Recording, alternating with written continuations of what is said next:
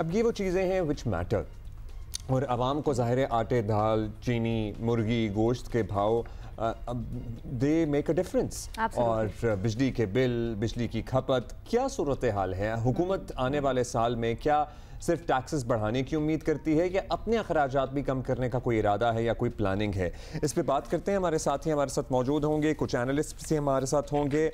अभी हमें ज्वाइन किया है मलकम साहब ने। अशरफ साहब, शुक्रिया आपका, आपकी गहरी नज़र रहती है इन मामलात पे पूरा साल ही, लेकिन यहाँ ज़ाहिर है ये तो वक्त वो है जहाँ आप एक एक नंबर, एक एक चीज़ को बड़ा बगौर देख रहे हैं। क्या एक्सपेक्ट किया जाए? मतलब मोरलेस सब कुछ सामने आ चुका है या अभी कुछ है जिसके बारे में शाम तक ही क्लियर होगी पिक्चर? जी, ज़्यादातर मैं कहूँगा 99% जो अदाद शुमार हैं वो इस वक्त मेरे पास मौजूद हैं, जो कि ऑथेंटिक हैं, बिल्कुल फाइनेंस डिवीज़न के हैं।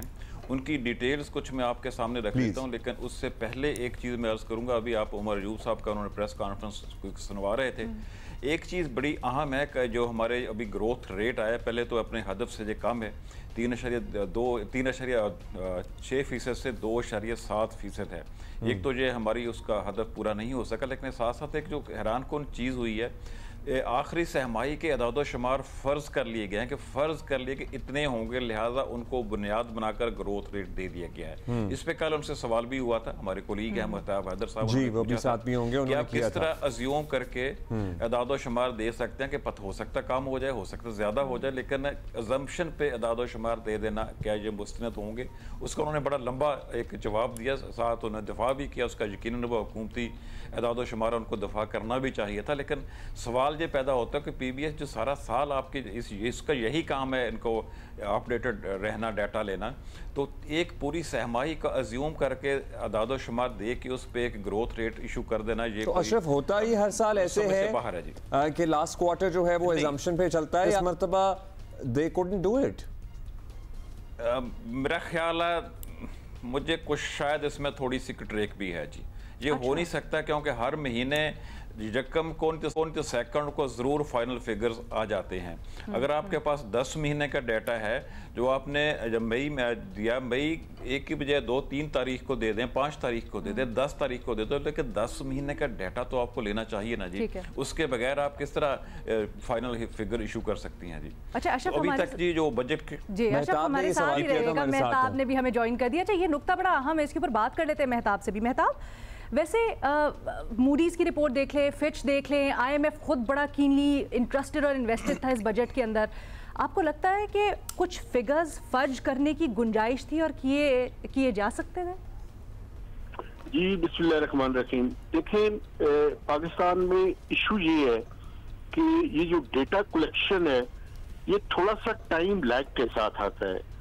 तो ये जो प्रोविजनल नंबर एस्टिमेट्स लेना आखिरी क्वार्टर के, ये रूटीन है पाकिस्तान के अंदर। लेकिन इस दफा जो एजम्पशन ली गई है, मैं आपको उसकी चंद बुनियादें बता देता हूँ। अगर आप पहले 3 क्वार्टर्स की यानी जुलाई से मार्च तक की नंबर्स को देखें तो ये एवरेज ग्रोथ जो है वो पाकिस्तान की 1.6-1.7 बनती है, और आखिरी क्वार्टर में जो एजम्पशन ली गई है वो 5.3% की ली गई है। तो मुझे ये समझ नहीं आती है कौन सा मौजा हो जाएगा कि लास्ट क्वार्टर में ये ग्रोथ जो है वो उठ के 5.3 हो जाएगी। उसकी कोई बेसिस होनी चाहिए ना। वो बेसिस जो है उनके ऊपर बुनियादी सवालात है। मसलन आप ये देखें कि एग्रीकल्चर की जो ग्रोथ है उसमें मेजर क्रॉप्स की ग्रोथ जो है वो नेगेटिव है। तो आपने -13.5 जी, लाइफ स्टॉक जो है वो हमेशा जो है ये एक फिक्स्ड है, क्योंकि इसका लेटेस्ट कोई सेंसस जो है लाइफ स्टॉक का नहीं हुआ। तो आपने उसके ऊपर, ये तो मैं नहीं कहता कि आप, लेकिन उस पे 20 सवालात है। जो उससे बड़ा सवाल है, अगर आप कंस्ट्रक्शन को और बिजली की जो पैदावार है उसको आपने जो एज्यूम किया है, इन दो को निकाल दे सिर्फ, तो आपकी ग्रोथ जो है वो 1 परसेंटेज पॉइंट जो है वो कम हो जाती है। वो 2.7 से 1.7 पे आ जाती है। तो assumptions की जो बुनियाद है वो ठीक नहीं है, इस वजह से उसके ऊपर जो है वो बहुत से सवाल। So when you raise this question, Mehtab साहब, क्या जवाब मिला आपको? हमने वो जवाब चला भी रहे हैं, जियो पे देख भी रहे हैं, उन्होंने कहा जी एक कमेटी बना देते हैं, क्या तजावीज़ है? मतलब जब आपने एग्जैक्टली यही पॉइंट्स उठाए, so what was the finance minister's response? वो रिस्पॉन्स उनका ये है जी कि हम इस सारे सरकारी डेटे को ओन तो करते हैं, लेकिन मैं अपने कैबिनेट के बाकी कोलीग से बात करने के बाद इस बात के लिए हम तैयार हैं इसके ऊपर कोई स्टीयरिंग कमेटी बना दी जाए और प्राइवेट सेक्टर के लोगों को भी उसके अंदर जो है वो शामिल कर दिया जाए। चूंकि उसकी वजह ये है कि पाकिस्तान ब्यूरो ऑफ स्टेटिस्टिक्स जो है ये बनाया इसीलिए गया था, इसका बुनियादी ये था, ये पीपल्स पार्टी के जमाने में जो है वो इसका ड्राफ्ट तैयार हुआ, फिर इस पे लेजिस्लेशन हुई, पार्लियामेंट से अप्रूवल हुई, लेकिन जो पीबीएस की इकोनॉमी है वो आज भी इन क्वेश्चन है। मैं उसकी भी आपको मिसाल देना चाहूंगा। अच्छा, मैं मेहताब और बल्कि अशरफ से भी मैं बड़ा एक आएंगे आपके पास दोबारा मिसाल के लिए। मैं एक बड़ा आम इंसान का सवाल पूछना चाहती हूँ। हम यहाँ पे बड़े facts and figures and numbers में उलझ जाते हैं, लेकिन थोड़ा सा हमारे देखने वालों को समझाइएगा, ये ग्रोथ रेट ज़्यादा और कम होने से, अगर ज़्यादा अज्यूम किया गया है और प्रोजेक्ट किया गया है और एक्चुअल में कम था, तो उससे फ़र्क क्या पड़ेगा हमारी इकोनॉमी के ऊपर और हमारे ऊपर बेसिकली? अशरफ बता दें पहले। जी बिल्कुल, इसका बड़ा वैलिड क्वेश्चन है। इसका आम आदमी पे तो उसका फिगर का नंबर्स का कोई फ़र्क नहीं पड़ता, जो ऑन ग्राउंड सिचुएशन होती है उसके मुताबिक ही ज़िंदगी गुजारता है। इस वक्त भी सबसे बड़ी बात यही हो रही है, हमारी ग्रोथ रेट जो आई है आम आदमी की ज़िंदगी देखिए उससे मैच करती है कि नहीं करती। हर जगह से आपको यही जवाब आएगा कि आम आदमी की ज़िंदगी जो सड़क पे है, जो देहात में रहता है, जो गली मोहल्लों में रहता है, उसकी ज़िंदगी हमारे इदादो शुमार से मैच नहीं करती। उसके लिए वर्ल्ड बैंक की रिपोर्ट जो ये पॉवर्टी का सर्वे आया है वो काफ़ी है, 45% लोग हमारे पॉवर्टी लाइन से नीचे हैं। दूसरा आपने पूछा फ़र्क क्या पड़ता है, उसमें बुक्स में आपका नंबर अच्छा आ जाता है, इंटरनेशनली आपकी रिकग्निशन अच्छी हो जाती है, ग्रोथ रेट ज़्यादा शो करने से थोड़ा होता है। हालांकि लोगों की जो ज़िंदगी है वो उस हिसाब से ग्रो नहीं कर रही होती, बेसिकली हम ये कहना चाह रहे हैं। अगर फिगर मैच अपने फच हुए हैं, उसमें कुछ ट्रिक्स की गई हैं, फिर यकीनन मैच नहीं करती। अदरवाइज इट रिफ्लेक्ट कि इतनी मैशत में तरक्की हो रही है, आम आदमी को यकीनन मैशत में तरक्की का उसका फायदा होना चाहिए। चलिए अब जरा इस चीज के ऊपर आ जाते हैं। बहुत ज्यादा हमें ग्रोथ चाहिए भी नहीं होती ना, फिर हम आपको पता है एग्जॉस्ट हो जाते हैं और महंगाई ज्यादा होती है। अगर एकदम ग्रोथ रेट ज्यादा ले जा सकती है हुकूमत। चैलेंज हमारा चैलेंज यही था पहले IMF प्रोग्राम में जब हम आए कि हमें ब्रेक लगानी थी अपनी ग्रोथ रेट पे, so that we can sustain. अच्छा मेहताब साहब, आप बताइएगा, कुछ बताया गया हुकूमत की तरफ से कि जो ग्रोथ रेट उन्होंने एक्सपेक्ट किया था वो आदाफ क्यों नहीं हासिल किए जा सके, और आने वाले साल में वो अपना रेवेन्यू बढ़ाने की तजावीज़ तो बहुत सारी लेकर आ रहे हैं, लेकिन अपने अखराजात किस तरह कम करेंगे? फिर वो जो सफ़ेद हाथी थे PIA स्टील मिल, उनका मामला अभी तक नहीं हल हो सका। जी आपकी बात बिल्कुल ठीक है। मैं ग्रोथ पे जरा एक बात जो है वो करना चाहता हूँ। देखिए बुनियादी तौर पर हुकूमत को अब जो है वो ग्रोथ का नंबर इसलिए इम्पोर्टेंट है कि ये आपकी इकोनॉमी के अंदर होने वाली वैल्यू एडिशन जो मुख्तलिफ सेक्टर्स के अंदर है उनको मापने का इससे अलावा कोई जरिया नहीं है। देखिए जो ग्रोथ का नंबर है, हमारी पॉपुलेशन ग्रोथ जो है वो 2.55% है, हमारी इकोनॉमिक ग्रोथ जो है वो 2.7% है।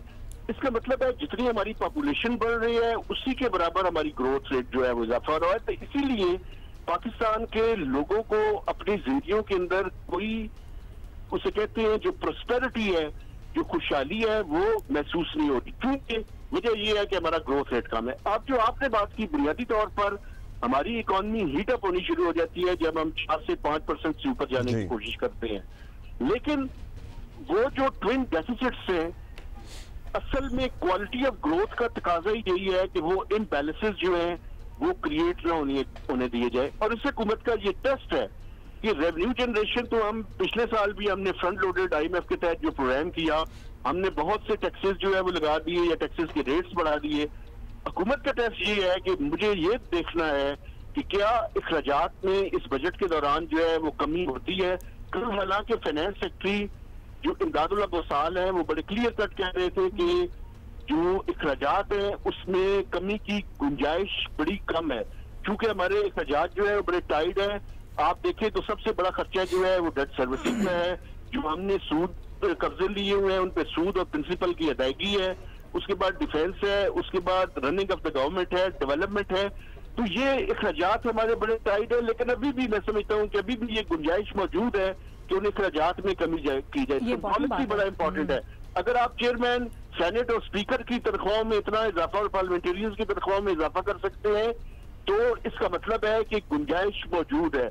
और जो पावरफुल लोग हैं अगर वो अपने अखराजात कम नहीं करेंगे और पाकिस्तान के लोगों को सिर्फ ऑस्टेरिटी की बात करेंगे तो वो जस्टिफाइबल नहीं है। अच्छा, ये बड़ी इंपॉर्टेंट बात है क्योंकि कल प्रेस कॉन्फ्रेंस करते हुए वज़रा ने कहा कि इससे ज़्यादा गुंजाइश ही नहीं है, इतना तो हमने रखना ही था अपने खर्चों के लिए। अच्छा, ज़रा आज जो पेश होना है बजट, उसमें क्या चीज़ें हो सकती हैं? वो तो काफ़ी हद तक हमारे सामने आप ले आए हैं अशरफ, लेकिन हमें ये बताइएगा क्या कोई खुशखबरी भी है सैलरी क्लास के लिए? मैं पढ़ रही थी जो अभी तजावीज़ हैं उसके मुताबिक 2.5% कमी होने का इम्कान है सैलरी स्लैब पर। नहीं, उसमें दो चीज़ें मिला के हैं जी।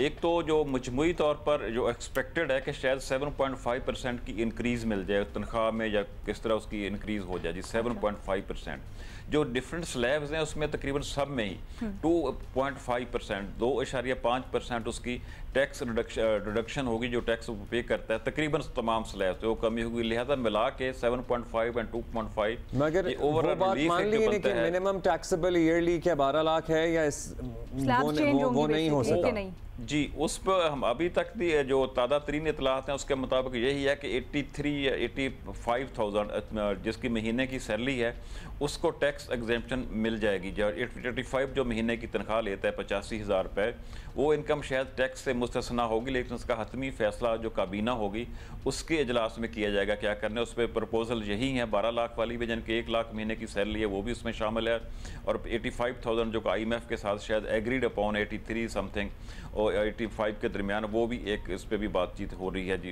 इतफाक़ हुआ है हमारी इतला के मुताबिक जी।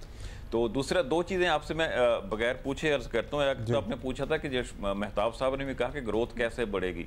GDP में सबसे ज़्यादा हिस्सा जो होता है जी वो एग्रीकल्चर का होता है। एग्रीकल्चर की ग्रोथ, तमाम फसलों की ग्रोथ हमारी नेगेटिव है। उसकी वजह ये हुई है पिछले 2 साल से जो किसान की गंदम और चावल की फसल के रेट उसको नहीं मिले, उसमें हमारा जो काबिल काश्त रकबा जिसमें फसल काश्त होती है वो कम हो गया। उससे इकॉनमी पे असर पड़ा है, उसके हमारी ग्रोथ पे भी असर पड़ा है।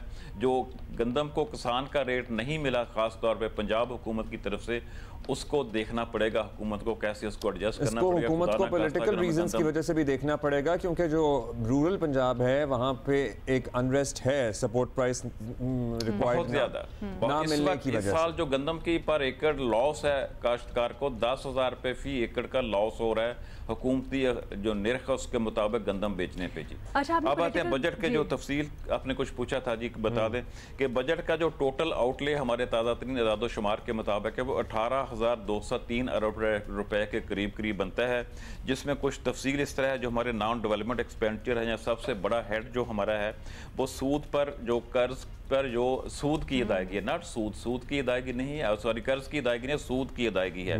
उसमें पिछले साल 9,775 अरब रुपए मुख्तस किए गए थे, लेकिन चूंकि पॉलिसी रेट में कमी आई, कल फाइनेंस मिनिस्टर ने प्रेस कॉन्फ्रेंस में भी कहा था उसमें शायद 1,000 अरब रुपए की बचत होगी।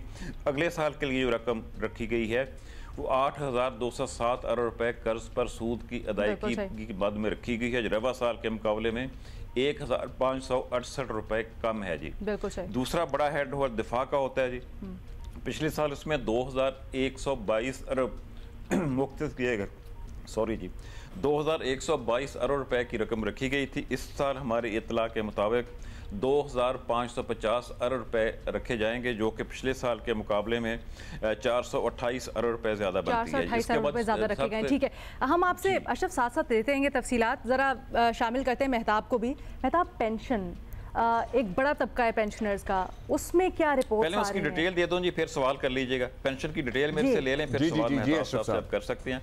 पेंशन के हेड में पिछले साल 1,014 अरब रखे गए थे, जो हमारे पास पेपर्स हैं। अब इस साल उसमें सिर्फ 41 अरब रुपए यानी 41 अरब रुपए के इजाफे से 10,055 अरब रुपए रखे जाएंगे। ये इजाफा है पेंशन की मद में जी। जिस पे आप किसी से पूछना चाहें। पेंशनर्स कितना इजाफा एक्सपेक्ट करें, फिर ये ओवरऑल टोटल नंबर तो आपने हमसे शेयर कर दिया Ashraf, thank you for that. But Mehtab साहब, do you have a percentage कि पेंशनर्स अपनी पेंशन में कितना इजाफा एक्सपेक्ट करें? इस फिगर से लिहाज तो कोई बड़ी तब्दीली एक्सपेक्ट नहीं करते, क्योंकि सिर्फ 41 अरब रुपए का इजाफा है पिछले साल के मुकाबले में। जी ठीक है, ठीक। अच्छा जी मेहताब साहब, आपका पॉइंट तो आ गया। अशरफ, आप बता दें। जी मेहताब साहब, देखिए बुनियादी तौर पर जितनी सैलरी इंक्रीज होगी पेंशन में भी उतना ही इजाफा होगा। लेकिन मैं आपको एक बात बताऊं, पेंशन जो है वो पाकिस्तान में जिस तरह आप ये देखें कि सर्कुलर डेट जो है वो एक बहुत बड़ा इशू रहा है।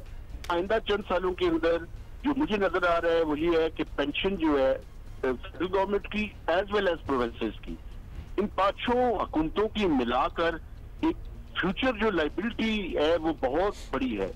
इसीलिए हुकूमत डिफाइंड कंट्रीब्यूटरी पेंशन की तरफ गई है, लेकिन अभी तक वो पूरी तरह से सिविलियन साइड पे तो हुआ है, बाकी साइड पे उस पे अमल दरामद नहीं हुआ। अच्छा, इसका एक मॉडल मेहताब साहब, if you can guide us, इसका एक मॉडल खैबर पख्तूनख्वा ने पिछली हुकूमत में बनाया था कि किस तरह से वो पेंशन को सपोर्ट करेंगे। अब वहाँ पे क्या ये चल रहा है, कामयाबी से चल रहा है या फिर रुक गया है, और is that any model available in the country जो हम रेप्लिकेट कर सकें बाकी सूबों में भी? देखिए, बुनियादी तौर पे पेंशन रिफॉर्म्स वहाँ पे शुरू हुई थी खैबर पख्तूनख्वा में, जब तैमूर सलीम जनरल साहब फाइनेंस मिनिस्टर थे, और अभी भी उसको वो कंटिन्यू कर रहे हैं। लेकिन प्रॉब्लम ये है कि ये जो चारों सूबे हैं और मरकज है, इनको पेंशन के एक जैसे यानी सिमिलर किस्म की जो है वो रिफॉर्म्स करनी पड़ेंगी, ताकि ये ना हो कि किसी एक सूबे में एक चीज चल रही हो तो दूसरे में डिस्क्रिपेंसी चल रही हो। ठीक है, अब देखते हैं जो प्रेजेंट होता है बजट, तो उसके अंदर क्या होता है। मेहताब हैदर और अशरफ मलखम हमारे साथ मौजूद थे, फैक्ट्स एंड फिगर्स भी बता रहे थे, कल जो सब कुछ हुआ उसके बाद उसकी स्टोरी क्या है वो भी बताया। आई थिंक हमें ये एक्सप्लोर बड़ी करने की जरूरत है कि डिजिटल इकोनॉमी के लिए अब क्या उसके लिए पेंशंस इकोनॉमी के लिए क्या टैक्सेस सवाल है कि अगर वो कैश के ऊपर पेट्रोल खरीदेगा तो उसे 2 रुपए फी लीटर इजाफी देने पड़ेंगे।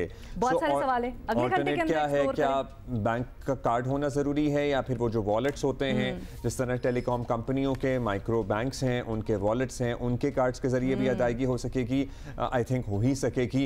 सो ज्यादा से ज्यादा लोग आपकी रजिस्टर्ड डिजिटल इकोनॉमी, जब डिजिटाइज होंगे तो रजिस्टर्ड इकोनॉमी का हिस्सा भी बनेंगे।